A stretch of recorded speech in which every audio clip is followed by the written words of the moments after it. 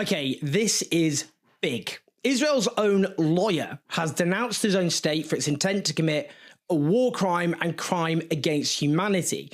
This is Eyal Ben-Venisti. He represented Israel at the International Court of Justice, the highest court on earth. This is where Israel was forced to defend itself against genocide charges brought by South Africa.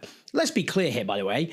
Ben-Venisti was completely and utterly wrong in his defense of Israel against the charge of genocide. Indeed, it is the consensus of genocide scholars, including Israeli genocide scholars such as Omar Bartov, Raz Sigal, Amos Goldberg, Daniel Blattman, Dr. Shmuel Lederman, that Israel is committing genocide against the Palestinian people in Gaza. The point here is that even Israel's own counsel, who was selected by his own state to defend it from accusations of genocide, has now come out to condemn Israel's plan to force the surviving population of Gaza into a concentration camp as a war crime and a crime against humanity. Now, indeed, as Palestinian academic lawyer Nima Sultani notes, in 2020, Ben-Venisti authored a document rejecting the jurisdiction of the International Criminal Court over Israel's crimes. Now, some of you at this point might be going, well, duh, do we really need this Israeli lawyer to tell us that forcibly herding a civilian population to a concentration camp is a war crime and a crime against humanity?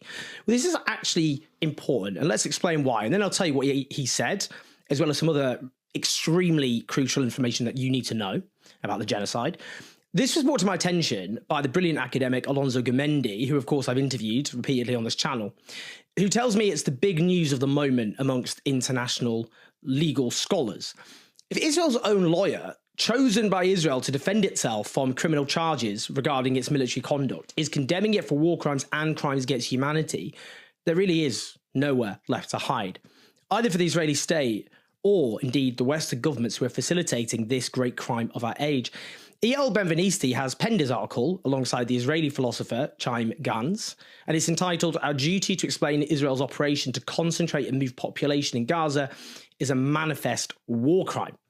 As they know, this objective is not about temporary concentration and evacuation to minimize harm to non-combatants during the execution of the purported goal of defeating Hamas, but rather concentration and evacuation as an objective in and of itself. It is a measure of control that may even create conditions for, in quotes, voluntary and then migration. It's important to note or to emphasize that voluntary is correctly in scare quotes. If you wipe a land from the face of the earth, destroy its homes, schools, hospitals, all the other basic pillars of modern civilization, if you slaughter a significant proportion of its population, as well as repeatedly displacing, dispossessing, maiming, torturing, traumatizing, kidnapping, bereaving the survivors, if you deprive them of the essentials of life like